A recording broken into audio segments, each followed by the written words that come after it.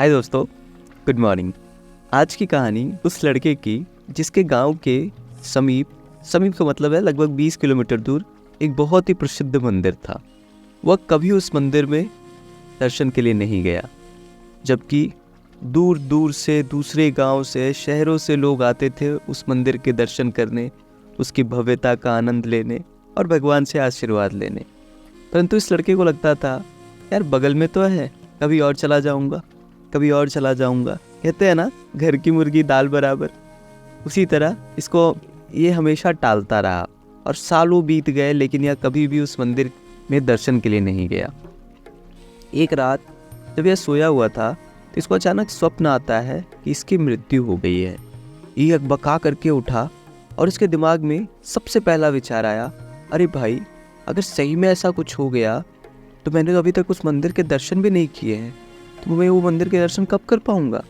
इसने तुरंत निर्णय लिया कि अभी रात के लगभग 2 या 3 बज रहे थे। इसने तुरंत निर्णय लिया कि यार अब मैं अभी निकल रहा हूँ मंदिर के दर्शन करने के लिए।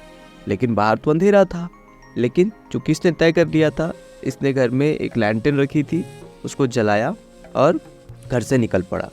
थोड़ी दूर चलने के बाद इसको रियलाइज़ हुआ कि अरे यार, मेरे लैंटर्न में तो तेल बचा ही नहीं है, इसमें तो एक कदम से ज़्यादा तो दिखाई नहीं देता है, तो मैं ऊपर जाऊंगा कैसे। तो यह वहीं पर बैठ गया और सनराइज़ का वेट कर मतलब सूर्योदय का वेट करने लगा। थोड़ी देर बीतने के बाद इसको दिखाई दिया कि दूर से कोई एक व्यक्ति धीरे धीरे कदमों से इसकी तरफ बढ़ रहा है और उसके हाथ में एक छोटा सा दिया है। जब वह व्यक्ति उसके पास पहुंचा तो इसने देखा कि वो एक बुजुर्ग है, इसलिए वो धीरे धीरे कदमों से बढ़ रहा था।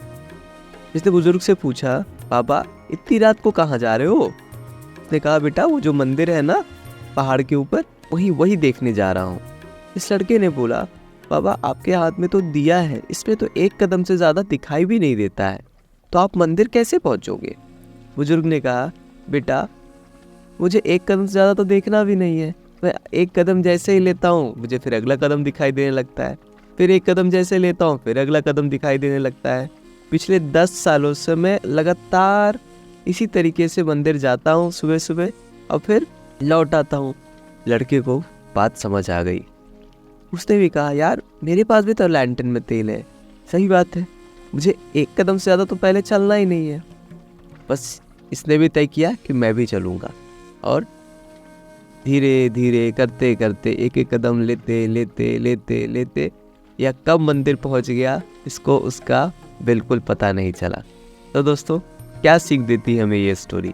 मुझे तो लगता है दोस्तों ये हमें बताती है कि लाइफ पे चाहे हमारा गोल कितना भी बड़ा क्यों ना हो, अगर हम पूरे गोल की सोचते हैं तो सही में वो हमें डिफ़िकल्ट लगेगी, लेकिन स्टेप बाय स्टेप एक एक स्टेप लेकर धीरे धीरे धीरे धीरे अगर हम चले तो चाहे मंजिल कितनी भी दूर हो, एक ना एक दिन हम ज़रूर पहुंच जाएंगे।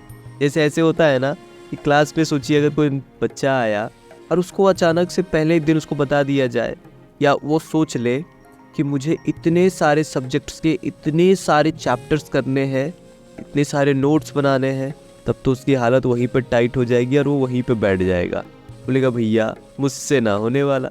लेकिन वही जब वो स्कूल जाता है, एक एक चैप्टर एक एक सब्जेक्ट का जब पूरा करता जाता है, साल होते होते होते होते उसका कब पूरा सिलेबस ख़त्म हो जाता है उसको पता भी नहीं चलता है, और वह इतना बड़ा सिलेबस जो मान रहा था आराम से कंप्लीट हो जाता है।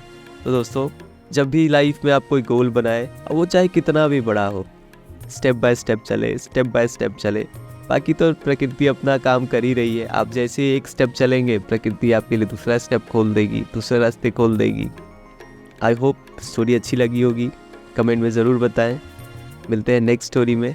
Till then take care, bye bye, thank you.